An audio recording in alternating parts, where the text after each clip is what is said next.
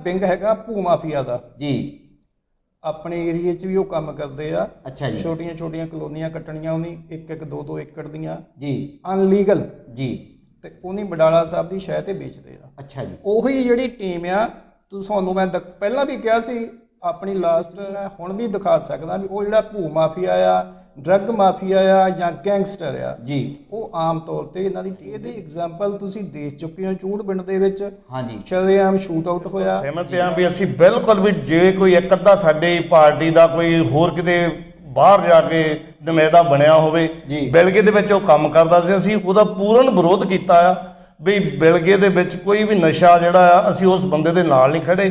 ਅਸੀਂ ਆਪਣੇ ਵਿਧਾਇਕ ਨੂੰ ਵੀ ਉੱਚ ਅਧਿਕਾਰੀਆਂ ਨੂੰ ਵੀ ਦੱਸਿਆ ਆ ਵੀ ਜੇ ਕੋਈ ਅਸੀਂ ਉਸ ਬੰਦੇ ਦੇ ਨਾਲ ਨਹੀਂ ਜਿਹੜਾ ਨਸ਼ਾ ਉਸ ਚੀਜ਼ ਨੂੰ ਪ੍ਰੋਟੈਕਟ ਕੀਤਾ ਹੈ ਨਸ਼ੇ ਨੂੰ ਜੀ ਤਾਂ ਅਕਾਲੀ ਦਲ ਨੇ ਆਪਣੇ ਵੇਲੇ ਵੀ ਕੀਤਾ। जी ਜੇ ਅਕਾਲੀ ਦਲ ਦੀ ਉਸ ਟਾਈਮ ਸਰਕਾਰ ਸੀਗੀ 70-75 ਮੁੰਡੇ ਮਰੇ ਐ ਇਸ ਹਲਕੇ ਦੇ ਵਿੱਚ ਆਪਣੇ ਲਾਗੇ ਛਾਗੇ ਦੇ ਬੰਦੇ ਬਹੁਤ ਮੌਤਾਂ ਹੋਈਆਂ ਉਸ ਟਾਈਮ। हाँ जी ਉਹਨਾਂ ਦੇ ਉੱਤੇ ਕੰਟਰੋਲ ਕਿਹਨੇ ਕਰਨਾ जी ਜੇ ਨੀਅਤ ਸਾਫ਼ ਨਹੀਂ ਸੀਗੀ ਤਾਂ ਹੀ ਨਹੀਂ ਕੰਟਰੋਲ ਹੋਇਆ ਉਸ ਚੀਜ਼ 'ਤੇ।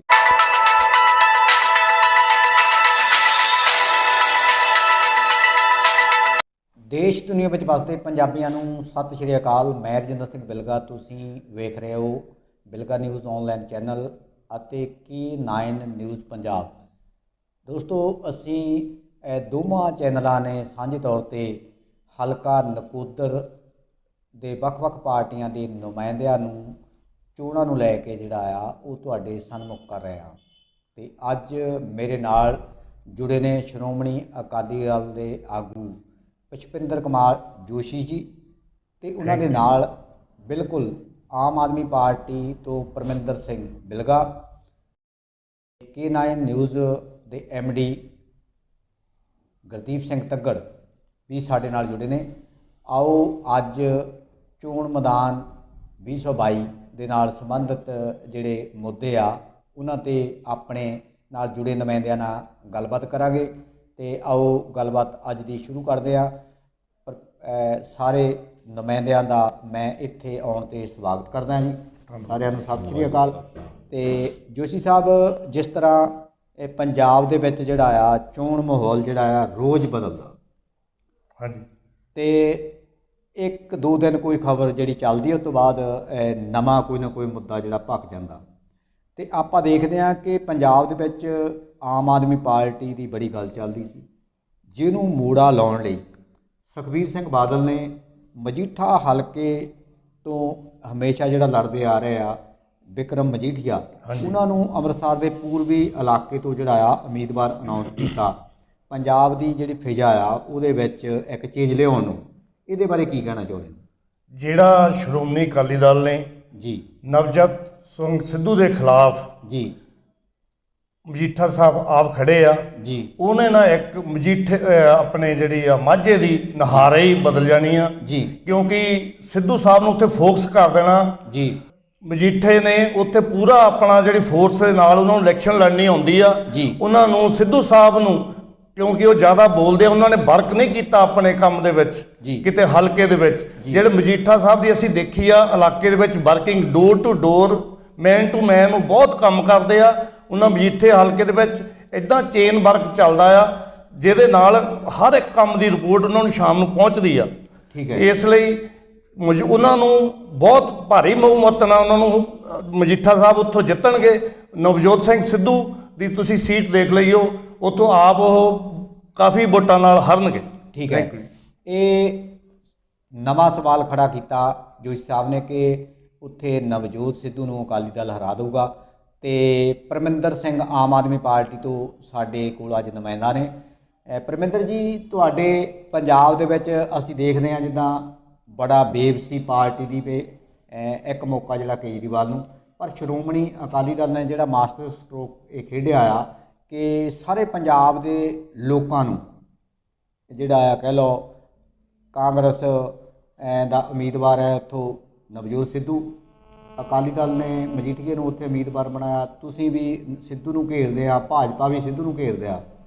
ਤੇ ਇਹ ਜਿਹੜਾ ਨਵਾਂ ਉੱਥੇ ਦੀਆਂ ਇਹ ਹੌਟ ਸੀਟ ਬਣੀਆਂ ਉਹਦੇ ਬਾਰੇ ਕੀ ਕਹਿਣਾ ਚਾਹੁੰਦੇ ਹੋ?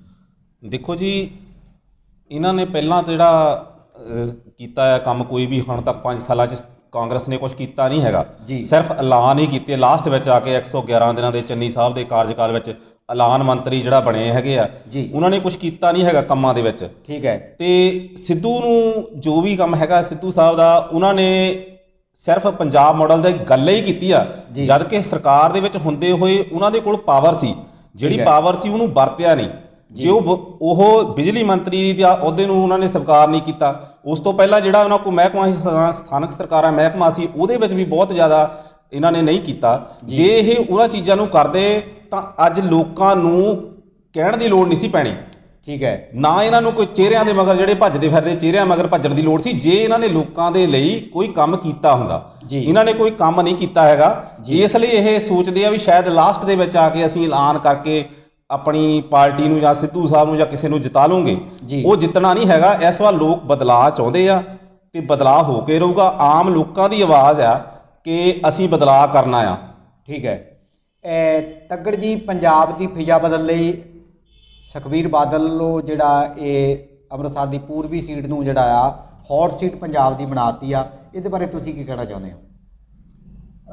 ਰਜਿੰਦਰ ਜੀ, ਇਹ 'ਚ ਕੋਈ ਹੌਟ ਵਾਲੀ ਗੱਲ ਨਹੀਂ ਹੈਗੀ ਜੀ। ਇਹ ਜਸਟ ਫਾਰਮੈਲਿਟੀ ਆ, ਜਿਹੜੇ ਵਰਕਰਾਂ ਨੂੰ ਨਾ ਥੋੜਾ ਬੂਸਟ ਕਰਨ ਲਈ। ਅੱਛਾ ਜੀ। ਵੀ ਸਾਡੇ ਜਿਹੜੇ ਅਕਾਲੀ ਦਲ ਦੇ ਵਰਕਰ ਆ ਜਾਂ ਯੂਥ ਆ, ਥੋੜਾ ਐਕਟਿਵ ਹੋ ਜਾਏ, ਕਿਉਂਕਿ ਜਿਹੜੀ ਢਾਹ ਮਜੀਠੀਆ ਸਾਹਿਬ ਨੇ ਲਾਈ ਆ ਸ਼੍ਰੋਮਣੀ ਅਕਾਲੀ ਦਲ ਨੂੰ, ਹਾਂਜੀ, ਉਹਦੇ ਚੋਂ ਉੱਭਰਨ ਲਈ ਕੁਛ ਨਾ ਕੁਛ ਇਹਨਾਂ ਨੂੰ ਕਰਨਾ ਪੈਣਾ ਸੀ। ਠੀਕ ਹੈ। ਇਹ ਸਿਰਫ ਇੱਕ ਸ਼ੋਸ਼ਾ ਆ। ਜੇ ਆਪਾਂ ਕਹੀਏ ਵੀ ਮਜੀਠੀਆ ਸਾਹਿਬ ਐਡੇ ਵੱਡੇ ਲੀਡਰ ਨਹੀਂ, 2-2 ਸੀਟਾਂ ਕੱਢ ਜੂਗੇ ਜੀ। 21 ਸੀਟ ਉਹਨਾਂ ਦੀ ਨਿਕਲਣੀ, ਉਹ ਵੀ ਮਸੀ ਨਿਕਲਣੀ ਆ। ਉਹ ਵੀ ਜੇ ਬਾਹਰ ਰਹਿ ਗਏ, ਅਜੇ ਪਤਾ ਨਹੀਂ ਹਾਈ ਕੋਰਟ ਨੇ ਕੀ ਕਰਨਾ ਹੈਗਾ, ਪਤਾ ਨਹੀਂ ਮੁੜ ਕੇ ਅੰਦਰ ਹੀ ਜਾਣਾ ਪੈਣਾ, ਅੰਦਰੋਂ ਹੀ ਇਲੈਕਸ਼ਨ ਲੜਨੀ ਪੈਣੀ। ਠੀਕ ਹੈ। ਸੋ ਇਹ ਤਾਂ ਮੈਂ ਵੀ ਸੁਖਬੀਰ ਦਾ ਸੁਣਦਾ ਸੀ ਜਿੱਦਣ ਉਹਨੇ ਅਨਾਉਂਸ ਕੀਤੀ ਆ ਜੀ ਮਾਝੇ ਦਾ ਸ਼ੇਰ ਜੀ। ਇਹ ਨਹੀਂ ਦੱਸਿਆ ਸ਼ੇਰ ਤੇ ਪਰਚਾ ਕਿਉਂ ਹੋਇਆ ਜੀ। ਕਿਸ ਵਜ੍ਹਾ ਨਾਲ ਹੋਇਆ। ਠੀਕ ਹੈ। ਨੌਜਵਾਨੀ ਦਾ ਘਾਣ ਉਹਨਾਂ ਨੇ ਕੀਤਾ ਤੇ ਅੱਜ ਅਸੀਂ ਉਹਨੂੰ ਸ਼ੇਰ ਦੱਸਣ ਡਏ ਆ ਜੀ। ਸੋ ਇਹ ਸ਼ੋਸ਼ੇਬਾਜ਼ੀ ਸੀ, ਸਿਰਫ ਨੌਜਵਾਨ ਯੂਥ ਨੂੰ ਮਾੜਾ ਜਿਹਾ ਹਲਾਰਾ ਦੇਣ ਲਈ ਵੀ ਮਜੀਠੀਆ ਆ ਗਿਆ, ਮਜੀਠਾ ਆ ਗਿਆ। ਹਾਲਾਂਕਿ ਪੱਲੇ ਕਿਸੇ ਦੇ ਕੱਖ ਨਹੀਂ ਹੈ ਜੀ। 18-20 ਸੀਟਾਂ ਮਸ਼ੀਨਾਂ ਦੀਆਂ ਆਣੀਆਂ ਕਰਾ ਕੇ ਅਕਾਲੀ ਦਲ ਦੀਆਂ। ਠੀਕ ਹੈ। ਜਿੰਨੀਆਂ ਕੁ ਪਹਿਲਾਂ ਸੀ ਉਨੀਆਂ ਕਿ ਰਹਿਣੀਆਂ ਹੈਗੀਆਂ। ਠੀਕ ਹੈ। ਜੋਸ਼ੀ ਜੀ, ਮੈਂ ਤੁਹਾਡੇ ਵੱਲ ਦੁਬਾਰਾ ਆਉਣਾ। ਹਾਂਜੀ। ਭਾਵੇਂ ਕਿ ਬੀਜੇਪੀ ਨੇ ਪਹਿਲਾਂ ਕਿਹਾ ਸੀ ਵੀ ਅਸੀਂ ਆਪਣਾ ਉਮੀਦਵਾਰ ਜਿਹੜਾ ਐਸਸੀ ਵਰਗ ਚੋਂ ਮੁੱਖ ਮੰਤਰੀ ਦਾ ਹੋਊਗਾ, ਤੇ ਸੁਖਬੀਰ ਬਾਦਲ ਹੁਣੀ ਕਹਿ ਦਿੱਤਾ ਵੀ ਅਸੀਂ ਡਿਪਟੀ ਸੀਐਮ ਦਾ ਜਿਹੜਾ ਉਮੀਦਵਾਰ ਆ ਦਲਿਤ ਭਾਈਚਾਰੇ ਕੋ ਬਣਾਵਾਂਗੇ।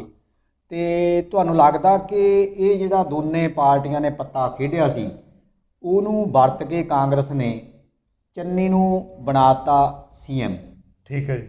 ਤੇ ਪੰਜਾਬ ਵਿੱਚ ਇਹ ਦੋਵੇਂ ਪਾਰਟੀਆਂ ਦੇ, ਤੁਹਾਡੀ ਵੀ ਤਾਂ ਬੀਜੇਪੀ ਨੂੰ, ਤੁਹਾਨੂੰ ਲੱਗਦਾ ਵੀ ਇਹ ਪੱਤਾ ਖੇਡਣਾ ਜਿਹੜਾ ਮਹਿੰਗਾ ਪੈ ਗਿਆ ਤੇ ਅੱਜ ਚੰਨੀ ਹੋਈ ਪਈ ਹੈ? ਚੰਨੀ ਵਾਲੀ ਦੇਖੋ ਜੀ, ਕੋਈ ਗੱਲ ਨਹੀਂ ਹੈਗੀ। ਚੰਨੀ ਇੱਕ ਐਲਾਨ ਮੰਤਰੀ ਸਾਬਤ ਹੋਇਆ ਆ ਜੀ। ਘਰ ਘਰ ਕਿਹਾ ਸੀ ਇਹਨਾਂ ਨੇ ਡੋਰੇ ਦੇ ਅੰਦਰ ਰਜਿਸਟਰੀਆਂ ਬਣ ਜਾਣਗੀਆਂ ਜੀ। ਹੋਰ ਜਿਹੜੇ ਕੋਈ ਕੰਮ ਹੋ ਜਾਣਗੇ। ਕੋਈ ਵੀ ਡੋਰੇ ਦੀ ਅੱਜ ਤੱਕ ਕੋਈ ਪਾਲਿਸੀ ਨਹੀਂ ਆਈ। ਇੱਕ ਵੀ ਕੋਈ ਬੰਦਾ ਕਹਿ ਦੇਵੇ ਸਾਡੀ ਡੋਰੇ ਦੇ ਅੰਦਰ ਰਜਿਸਟਰੀ ਹੋ ਗਈ ਆ। ਇਸੇ ਤਰ੍ਹਾਂ ਹੀ ਰੇਤ ਦਾ ਕੰਮ ਆ, ਜਦ ਕਿ ਉਹ ਰੇਤ ਖੁਦ ਮਾਫੀਆ ਆ।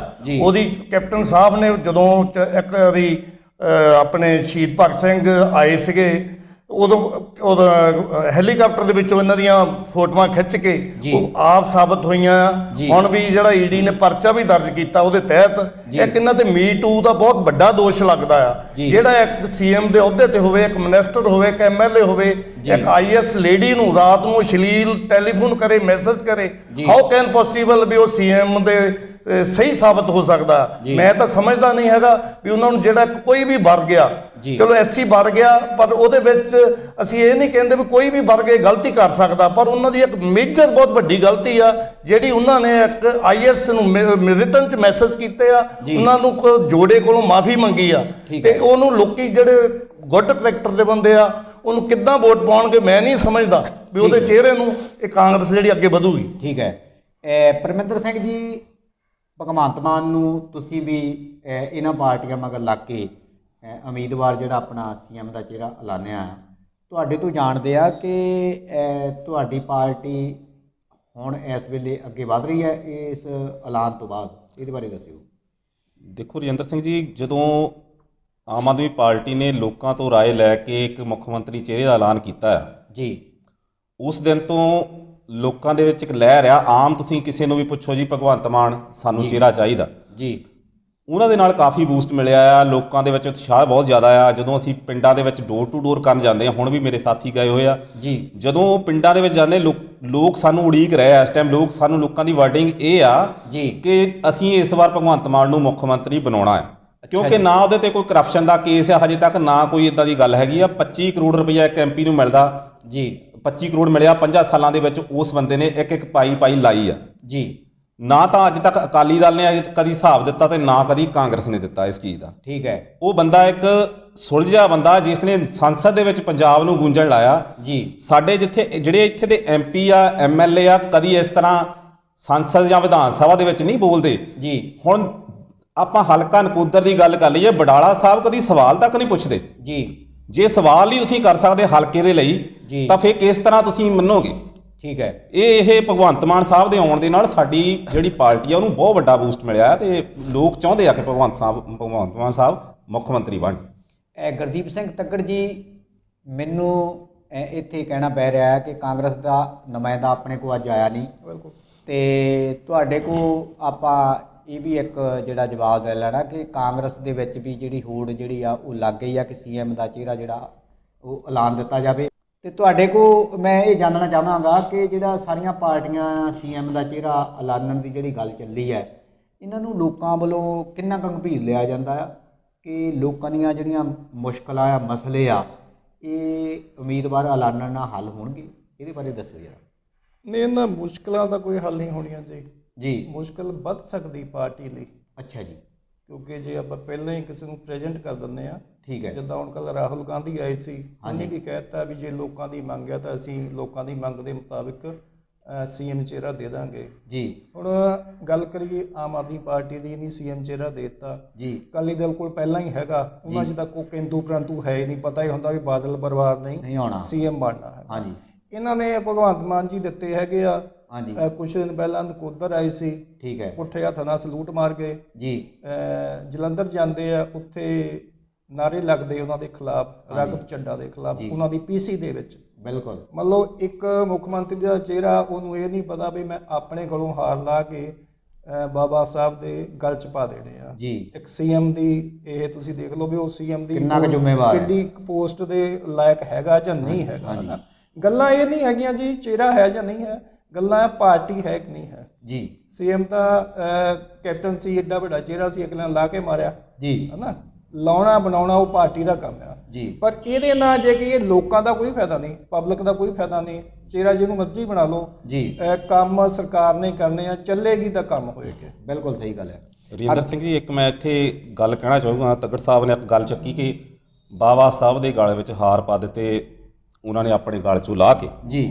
ਮੈਂ ਉੱਥੇ ਇਹ ਗੱਲ ਕਹਿਣੀ ਚਾਹੁੰਦਾ ਕਿ ਜਦੋਂ ਆਪਾਂ ਕੋਈ ਮੈਂ ਆ ਜਾਂ ਚਲੋ ਕੋਈ ਮੈਨੂੰ ਕੋਈ ਮੈਡਲ ਮਿਲਿਆ ਜਾਂ ਮੈਨੂੰ ਕਿਸੇ ਨੇ ਸਨਮਾਨਿਤ ਕੀਤਾ ਜੀ, ਜੇ ਮੈਂ ਆਪਣੇ ਬਾਪ ਦੇ ਗਲ ਪਾ ਦੇਵਾਂ ਤਾਂ ਮੈਨੂੰ ਨਹੀਂ ਲੱਗਦਾ ਇਹਦੇ ਵਿੱਚ ਕੋਈ ਨਰਾਦਰੀ ਆ ਜੀ।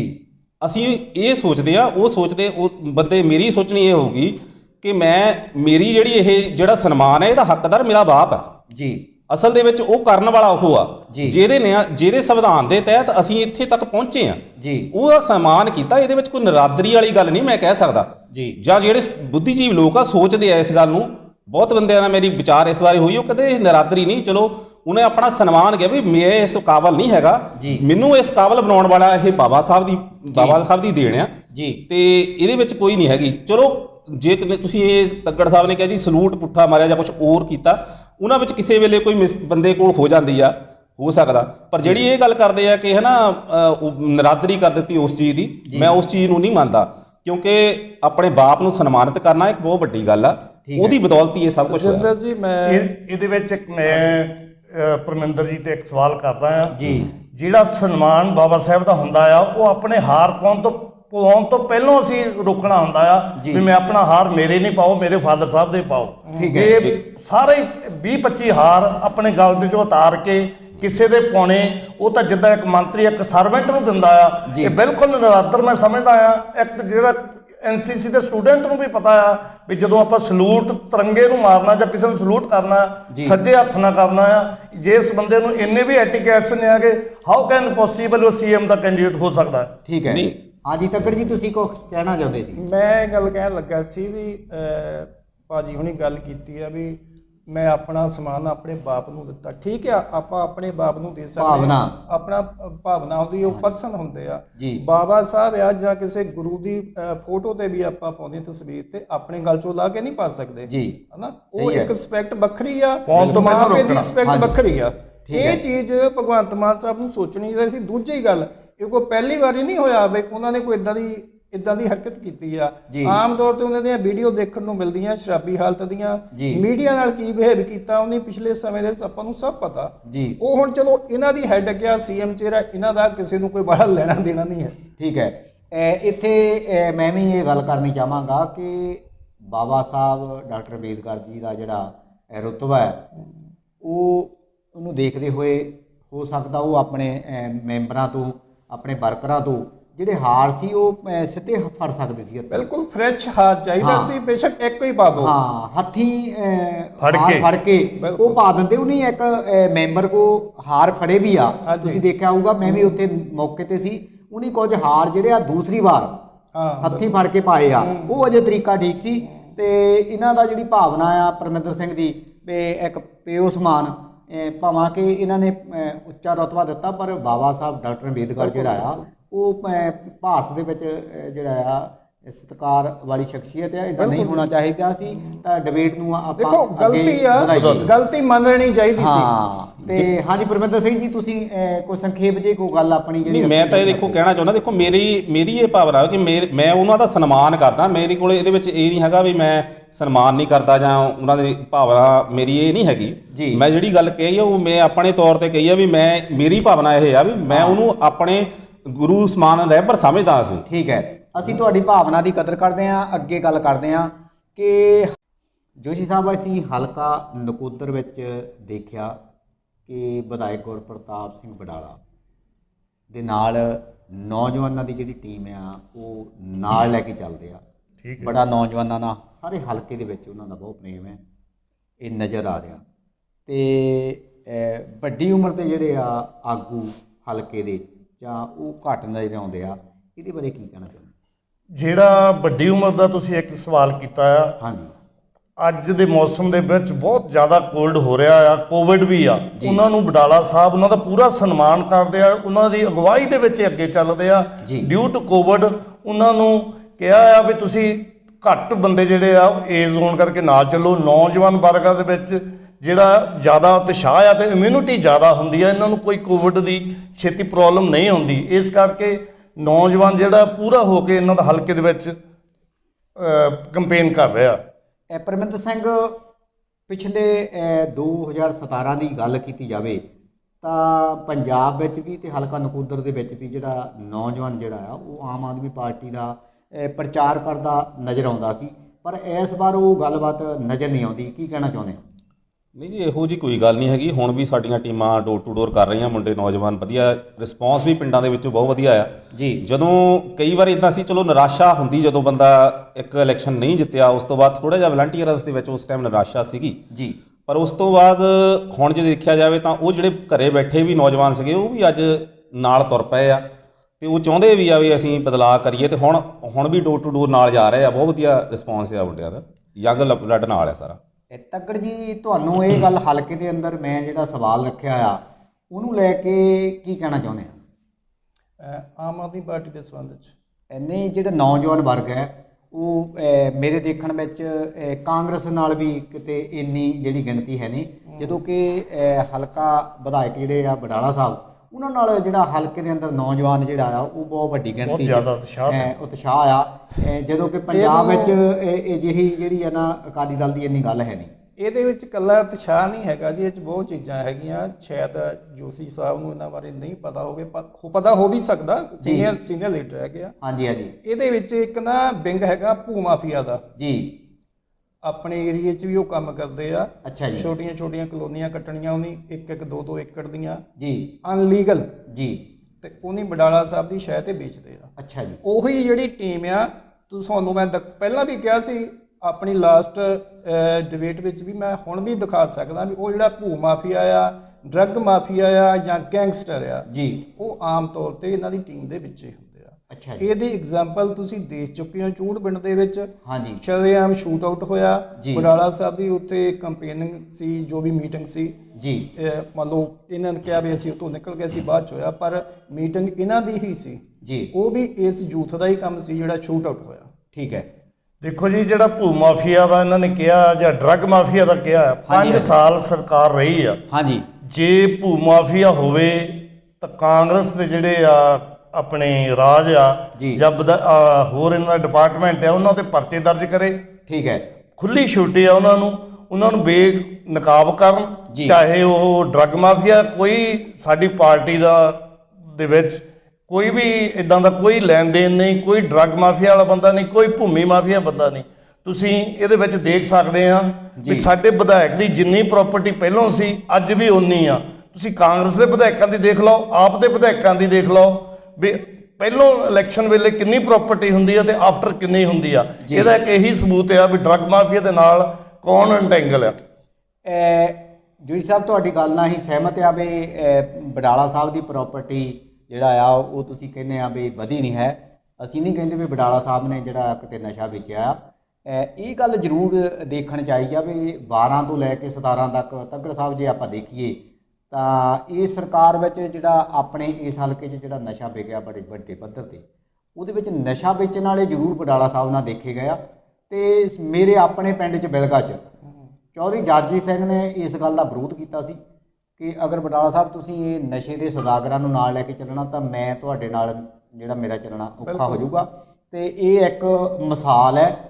ਆਪਾਂ ਹੋਰ ਹਲਕੇ ਦੀ ਕਿਤੇ ਦੀ ਨਾਮ ਵੀ ਗੱਲ ਕਰੀਏ, ਚੌਧਰੀ ਸਾਹਿਬ ਨੇ ਐਕਸੈਪਟ ਵੀ ਕੀਤਾ ਸੀ, ਜੋਸ਼ੀ ਸਾਹਿਬ ਦੀ ਪਾਰਟੀ ਦੇ ਲੀਡਰ ਆ, ਉਹਨੇ ਐਕਸੈਪਟ ਕੀਤਾ ਸੀ ਵੀ ਜਿਹੜੇ ਮੁੰਡੇ ਪਹਿਲਾਂ ਵੇਚਦੇ ਸੀ ਜਾਂ ਖਾਂਦੇ ਸੀ ਉਹ ਹੁਣ ਵੀ ਹੈਗੇ ਆ, ਸਿਰਫ ਚਿਹਰੇ ਬਦਲੇ ਆ ਲੀਡਰਾਂ ਦੇ। ਉਹ ਖੁਦ ਮੰਨ ਕੇ ਗਏ ਸੀ। ਤੇ ਜੋਈ ਸਾਹਿਬ ਇਹ ਚੌਧਰੀ ਦੀ ਗੱਲ ਨਾਲ ਸਹਿਮਤ ਆ ਤੁਸੀਂ? ਇਹਦੀ ਗੱਲ ਨਾਲ ਮੈਂ ਬਿਲਕੁਲ ਸਹਿਮਤ ਹਾਂ ਵੀ ਅਸੀਂ ਬਿਲਕੁਲ ਵੀ ਜੇ ਕੋਈ ਇੱਕ ਅੱਧਾ ਸਾਡੀ ਪਾਰਟੀ ਦਾ ਕੋਈ ਹੋਰ ਕਿਤੇ ਬਾਹਰ ਜਾ ਕੇ ਨੁਮਾਇੰਦਾ ਬਣਿਆ ਹੋਵੇ, ਬਿਲਗੇ ਦੇ ਵਿੱਚ ਉਹ ਕੰਮ ਕਰਦਾ ਸੀ, ਅਸੀਂ ਉਹਦਾ ਪੂਰਨ ਵਿਰੋਧ ਕੀਤਾ ਆ ਵੀ ਬਿਲਗੇ ਦੇ ਵਿੱਚ ਕੋਈ ਵੀ ਨਸ਼ਾ ਜਿਹੜਾ ਆ ਅਸੀਂ ਉਸ ਬੰਦੇ ਦੇ ਨਾਲ ਨਹੀਂ ਖੜੇ।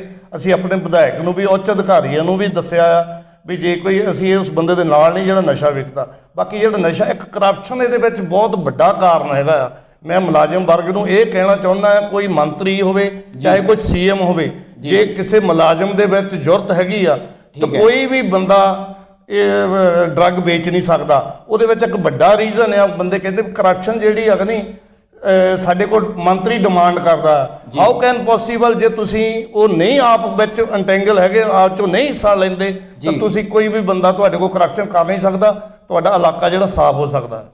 ਪਰਮਿੰਦਰ ਸਿੰਘ ਜੀ, ਜਿੱਦਾਂ ਇਹ ਜ਼ਿਕਰ ਅਸੀਂ ਇੱਥੇ ਕੀਤਾ ਹੈ ਕਿ ਜਿਹੜਾ ਪਿਛਲੇ ਸਮੇਂ ਵਿੱਚ 12 ਤੋਂ 17 ਦੇ ਵਿੱਚ ਬਿਲਗੇ ਦੇ ਬਹੁਤ ਵੱਡਾ ਨੁਕਸਾਨ ਨਸ਼ੇ ਨੇ ਕੀਤਾ ਸੀ ਅਤੇ ਸਾਹਮਣੇ ਆ ਗਿਆ ਸੀ ਵੀ ਉਸ ਵੇਲੇ ਜਿਹੜੀ ਪਾਰਟੀ ਦਾ ਰਾਜ ਸੀ ਉਹਦੇ ਹੀ ਜਿਹੜਾ ਪਿੰਡੋਂ ਪਿੰਡ ਜਿਹੜੇ ਆਗੂ ਜਿਹੜੇ ਵੇਚਦੇ ਸੀ। ਅਤੇ ਤੁਹਾਡਾ ਇਹਦੇ ਬਾਰੇ ਕੀ ਕਹਿਣਾ?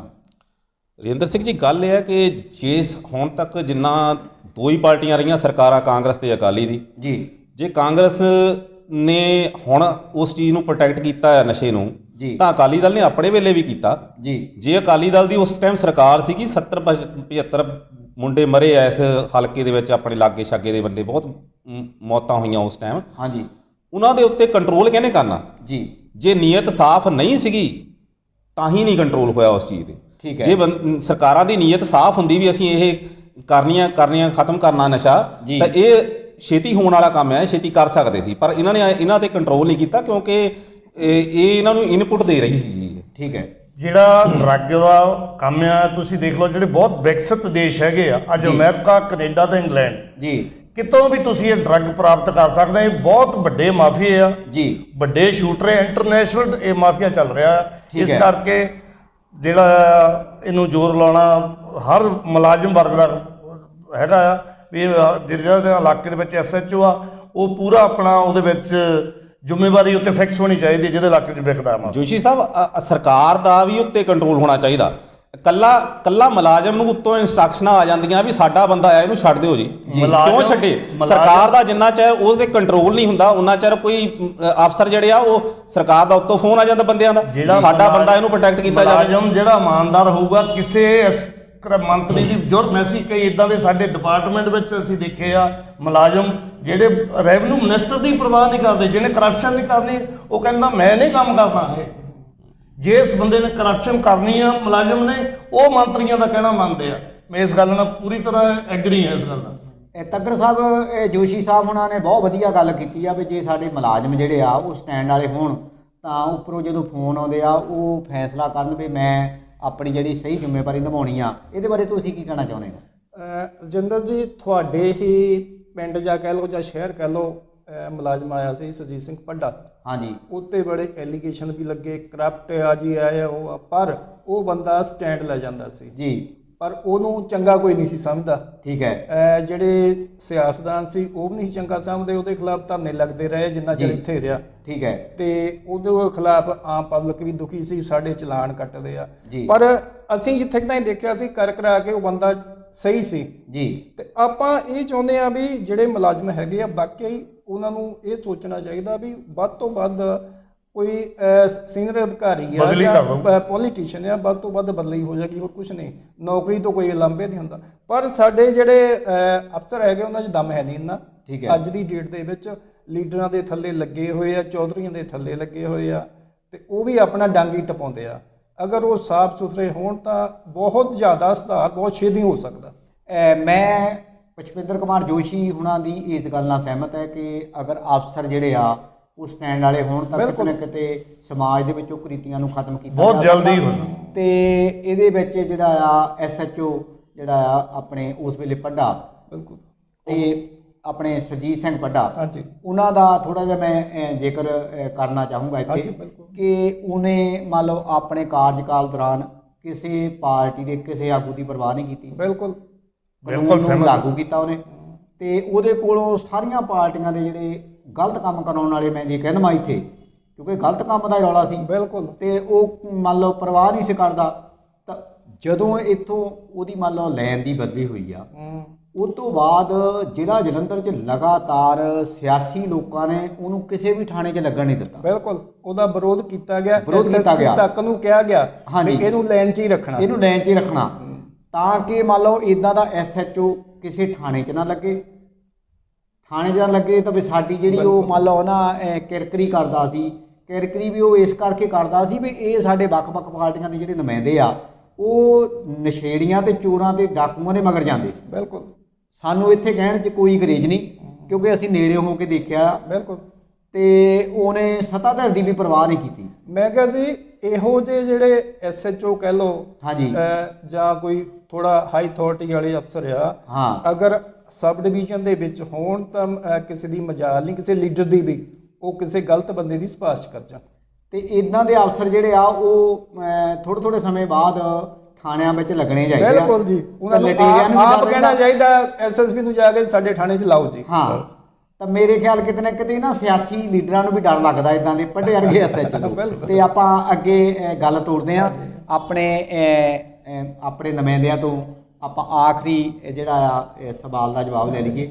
ਵਿੱਚ ਥੋੜਾ ਜਿਹਾ ਜੋਸ਼ੀ ਸਾਹਿਬ ਨੇ ਵੀ ਜ਼ਿਕਰ ਕੀਤਾ ਕਿ ਇਸ ਵਾਰ ਜਿਹੜਾ 2022 ਦੀਆਂ ਚੋਣਾਂ ਆ, ਪੰਜਾਬ ਦੇ ਅੰਦਰ ਭ੍ਰਿਸ਼ਟਾਚਾਰ ਖਤਮ ਹੋਣਾ ਚਾਹੀਦਾ। ਕਿਸੇ ਵੀ ਪਾਰਟੀ ਨੇ ਇਹ ਮੁੱਦਾ ਜਿਹੜਾ ਆ ਉਹ ਨਹੀਂ ਚੱਕਿਆ, ਸਗੋਂ ਚੰਨੀ ਨੂੰ ਡਾਊਨ ਮਾਰਨ ਲਈ ਜਾਂ ਹੋਰ ਜਿਹੜੇ ਭਗਵੰਤ ਮਾਨ ਨੂੰ ਡਾਊਨ ਮਾਰਨ ਲਈ ਇਹਨਾਂ ਦੀ ਪਾਰਟੀ ਨੇ ਅੰਮ੍ਰਿਤਸਰ ਦੀ ਪੂਰਬੀ ਸੀਟ ਨੂੰ ਪੰਜਾਬ ਦੇ ਵਿੱਚ ਹੌਟ ਸੀਟ ਬਣਾ ਕੇ ਲੋਕਾਂ ਦਾ ਜਿਹੜਾ ਧਿਆਨ ਭਟਕਾਉਣ ਦੀ ਜਿਹੜੀ ਗੱਲ ਆ, ਐਕਚੁਅਲੀ ਧਿਆਨ ਨੂੰ ਨਹੀਂ ਨਸ਼ੇ ਤੋਂ ਭਟਕਾਉਣ ਲਈ ਕੀਤਾ, ਹੋਰ ਕਿਸੇ ਚੀਜ਼ ਤੋਂ ਨਹੀਂ। ਜੀ ਬਿਲਕੁਲ, ਤੁਹਾਡੀ ਗੱਲ ਸਹੀ ਆ।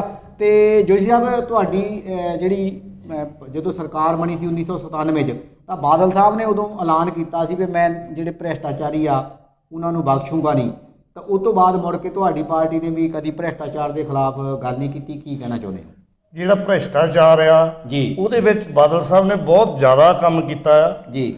ਤੇ ਉਹਦੇ ਵਿੱਚ ਇੱਕ ਹੋਰ ਮੈਂ ਇੱਕ ਸੁਝਾਅ ਆਪਣਾ ਵੱਖਰਾ ਸਾਰੀਆਂ ਪਾਰਟੀਆਂ ਦੇ ਉੱਪਰ ਉੱਠ ਕੇ ਦੇਣਾ ਚਾਹੁੰਦਾ ਆ ਜੀ। ਜਦੋਂ ਵੀ ਇੱਕ MLA ਨੋਮੀਨੇਸ਼ਨ ਪੇਪਰ ਫਾਈਲ ਕਰਦਾ ਆ ਜੀ, ਉਹਦੀ ਜਿਹੜੀ ਆ ਪ੍ਰਾਪਰਟੀ ਰਿਕਾਰਡਡ ਹੋ ਜਾਂਦੀ ਆ ਜੀ। ਉਹਦੀ 5 ਸਾਲ ਦੇ ਵਿੱਚ ਕਿਉਂ ਨਹੀਂ ਇੱਕ ਆਜ਼ਾਦ ਜਿਹੜਾ ਵਿੰਗ ਆ ਸਾਡਾ ਇਲੈਕਸ਼ਨ ਕਮਿਸ਼ਨ ਜੀ, ਉਹ 5 ਸਾਲ ਉਹਦੀ ਪ੍ਰਾਪਰਟੀ ਤੇ ਉਹਦੀ ਕਰਪਸ਼ਨ ਤੇ ਉਹੀ ਨਿਗਾਹ ਰੱਖੇ। ਠੀਕ ਹੈ, ਉਹਦੇ ਨਾਲ ਇੱਕ ਉਹੀ ਜੇ ਕਰਪਸ਼ਨ ਨਹੀਂ ਕਰੂਗਾ ਤਾਂ ਸਾਡਾ ਜਿਹੜਾ ਪੰਜਾਬ ਰਾਜ ਆ ਉਹ ਬਿਲਕੁਲ ਸਾਫ਼ ਸੁਥਰਾ ਹੋ ਜਾਊਗਾ। ਉਹਨੂੰ ਉਹਦੀ ਐਂਡ ਆਫ ਪ੍ਰਾਪਰਟੀ ਉਹੀ ਇੱਕ ਜਿਹੜਾ ਵਿੰਗ ਆ ਉਹੀ ਪਰਚਾ ਇਹਨਾਂ ਤੇ ਦਰਜ ਕਰੇ, ਉਹੀ ਤੇ ਨਿਗਰਾਨੀ ਰੱਖੇ। ਉਹ ਜਿਹੜਾ ਬਿਲਕੁਲ ਆਜ਼ਾਦ ਹੋਣਾ ਚਾਹੀਦਾ ਆ। ਇਸ ਕਰਕੇ ਇਹੀ ਇੱਕ ਵਿੰਗ ਜਿਹੜਾ ਆ ਮੇਰੇ ਵਿੱਚ ਸੁਝਾਅ ਦੇ ਵਿੱਚ ਆ ਵੀ ਇਲੈਕਸ਼ਨ ਕਮਿਸ਼ਨ ਨੂੰ ਹੀ ਸਟਾਰਟਿੰਗ ਤੋਂ ਲੈ ਕੇ ਐਂਡ ਤੱਕ ਉਹਦੀ ਜਿਹੜੀ ਪ੍ਰਾਪਰਟੀ ਤੇ ਉਹਦੇ ਐਸੈਟਸ ਤੇ ਨਜ਼ਰ ਰੱਖਣੀ ਬਣਦੀ ਆ। ਬੈਂਕ ਪਹਿਲਾਂ ਹੀ ਬਹੁਤ ਬਣੇ ਆ ਤੇ ਹਰੇ ਤੋਤੇ ਸਾਬਤ ਹੁੰਦੇ ਨੇ। ਤਾਂ ਪਰਮਿੰਦਰ ਸਿੰਘ ਜੀ, ਤੁਸੀਂ ਵੀ ਕਰਪਸ਼ਨ ਬਾਰੇ ਆਪਣਾ ਸੁਝਾਅ ਦੇ ਦਿਓ। ਦੇਖੋ ਜੀ, ਜਿਹੜੇ ਲੀਡਰ ਹੈਗੇ ਆ ਰਵਾਇਤੀ ਪਾਰਟੀਆਂ ਦੇ, ਅੱਜ ਤੱਕ ਉਹਨਾਂ ਦੀ ਪ੍ਰਾਪਰਟੀ ਵਧਣ ਦਾ ਕਾਰਨ ਹੀ ਭ੍ਰਿਸ਼ਟਾਚਾਰ ਹੈ ਜੀ। ਤੁਸੀਂ ਰੇਤ ਮਾਫੀਆ ਲੈ ਲਓ ਜਾਂ ਕੋਈ ਹੋਰ ਵੀ ਨਸ਼ੇ ਦਾ ਲਾ ਲਓ, ਜੋ ਹੋਰ ਵੀ ਲਾ ਲਓ, ਇਹ ਸਾਰੇ ਇਸੇ ਕੰਮ ਦੇ ਕਾਰਨ ਆ। ਭਗਵੰਤ ਮਾਨ ਸਾਹਿਬ ਦੀ ਪ੍ਰਾਪਰਟੀ ਘਟੀ ਆ ਜੀ, ਨਾ ਕਿ ਵਧੀ ਆ ਜੀ। ਜੇ ਉਹ ਘਟੀ ਆ, ਉਹ ਕਾਰਨ ਕੀ ਆ? ਉਹਦਾ ਕਾਰਨ ਹੈ ਕਿ ਉਹ ਲੋਕਾਂ ਵਿੱਚ ਵਿਚਰ ਰਹੇ ਆ। ਕੁਝ ਘਟਣ ਦਾ ਕਾਰਨ ਇਹ ਹੀ ਆ, ਉਹਨਾਂ ਨੇ ਕਿਸੇ ਤੋਂ ਖਾਧਾ ਨਹੀਂ ਜੀ। ਜੇ ਉਹਨਾਂ ਨੇ ਖਾਧਾ ਹੁੰਦਾ, ਉਹਨਾਂ ਦੀ ਵੀ ਅੱਜ ਪ੍ਰਾਪਰਟੀ ਵੱਧ ਜਾਂਦੀ ਜੀ। ਉਹ ਨਾ ਖਾ, ਜਦੋਂ ਇਦਾਂ ਦੇ ਬੰਦੇ ਹੀ ਮੂਹਰੇ ਆਉਣਗੇ ਤਾਂ ਉਹ ਭ੍ਰਿਸ਼ਟਾਚਾਰ ਆਪਣੇ ਆਪ ਹੀ ਦੂਰ ਹੋਏਗਾ।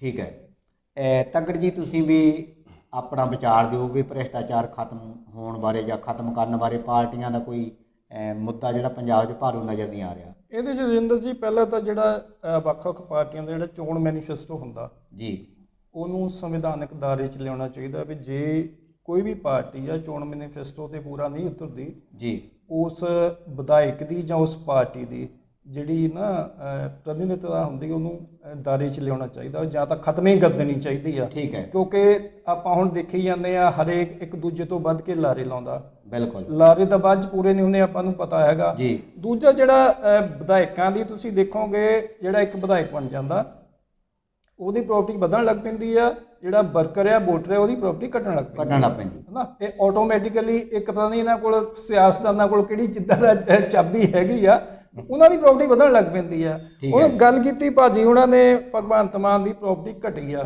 ਹਾਂਜੀ। ਅਜੇ ਤਾਈਂ ਤਾਂ ਕਿਸੇ ਨੂੰ ਇਸ ਬਾਰੇ ਪਤਾ ਨਹੀਂ ਹੈ, ਜਾਂ ਉਹਨੇ ਕਿਤੇ ਦਿੱਤਾ ਹੋਵੇ ਆਪਣਾ ਮੀਡੀਆ ਦੇ ਵਿੱਚ ਨਾ ਵੀ ਆਹ ਮੇਰੇ ਕੋਲ ਸੀਗਾ, ਹੁਣ ਮੇਰਾ ਘਟ ਗਿਆ, ਮੇਰਾ ਵਿਕ ਗਿਆ, ਕੁਝ ਵੀ ਆ। ਜਦ ਕਿ ਉਹਨਾਂ ਤੇ 110 ਕਰੋੜ ਦੇ ਐਲੀਗੇਸ਼ਨ ਲੱਗਦੇ, ਜਿਹੜਾ NRA ਦਾ ਫੰਡ ਸੀ ਉਹਨਾਂ ਨੇ ਦੱਬਿਆ ਹੋਇਆ ਆ ਜੀ। ਇਹ ਪਾਰਟੀ 'ਚ ਉਹਨਾਂ ਦਾ ਕੋਈ ਵੀ ਨਹੀਂ ਬੋਲਦਾ। ਹੁਣ ਉਹ ਪ੍ਰਾਪਰਟੀ ਘਟੀ ਕਿੱਦਾਂ ਸਾਨੂੰ ਪਤਾ ਨਹੀਂ, ਤੇ 110 ਕਰੋੜ ਕਿੱਥੇ ਗਿਆ ਇਹਦੇ ਬਾਰੇ ਵੀ ਨਹੀਂ ਪਤਾ। ਠੀਕ ਹੈ। ਦੋਸਤੋ, ਤੁਹਾਨੂੰ ਇਹ ਡਿਬੇਟ ਕਿਹੋ ਜਿਹੀ ਲੱਗੀ, ਇਹਦੇ ਬਾਰੇ ਸਾਡੇ ਕਮੈਂਟ ਬਾਕਸ ਵਿੱਚ ਆਪਣੀ ਰਾਏ ਦਿਓ ਜ਼ਰੂਰ, ਕਿਉਂਕਿ ਤੁਹਾਡੀ ਰਾਏ ਜਿਹੜੀ ਆ ਸਾਡਾ ਉਤਸ਼ਾਹ ਬਹੁਤ ਵਧਾਉਂਦੀ ਆ। ਤੇ ਇਸੇ ਤਰ੍ਹਾਂ ਅਸੀਂ ਅਗਲੇ ਦਿਨਾਂ ਵਿੱਚ ਤੁਹਾਨੂੰ ਆਪਣੇ ਹਲਕੇ ਦੇ ਹੋਰ ਨੁਮਾਇੰਦਿਆਂ ਨੂੰ ਜਿਹੜਾ ਆ ਉਹਨਾਂ ਤੋਂ ਤੁਹਾਡੇ ਮੁੱਦਿਆਂ ਦੇ ਜਿਹੜੇ ਸਵਾਲ ਕਰਾਂਗੇ ਤਾਂ ਜਵਾਬ ਲਵਾਂਗੇ। ਤੇ ਮੈਂ ਹੁਣ ਇਸ ਮੌਕੇ ਤੇ ਧੰਨਵਾਦ ਕਰਦਾ ਹਾਂ ਜੋਸ਼ੀ ਸਾਹਿਬ ਤੁਹਾਡਾ, ਪਰਮਿੰਦਰ ਸਿੰਘ ਜੀ ਤੁਹਾਡਾ ਵੀ, ਤੇ ਤੱਗੜ ਸਾਹਿਬ ਜੀ ਤੁਹਾਡਾ ਵੀ। ਬਿਲਕੁਲ। ਤੁਸੀਂ ਦੇਖ ਰਹੇ ਸੀ ਬਿਲਗਾ ਨਿਊਜ਼ ਆਨਲਾਈਨ ਚੈਨਲ। ਸਾਡੇ ਇਸ ਚੈਨਲ ਨੂੰ ਵੱਧ ਤੋਂ ਵੱਧ ਸਬਸਕ੍ਰਾਈਬ ਕਰੋ ਤਾਂ ਕਿ ਸਾਡੀਆਂ ਵੀਡੀਓਜ਼ ਦਾ ਨੋਟੀਫਿਕੇਸ਼ਨ ਤੁਹਾਡੇ ਤੱਕ ਲਗਾਤਾਰ ਪਹੁੰਚਦਾ ਰਹੇ। ਧੰਨਵਾਦ।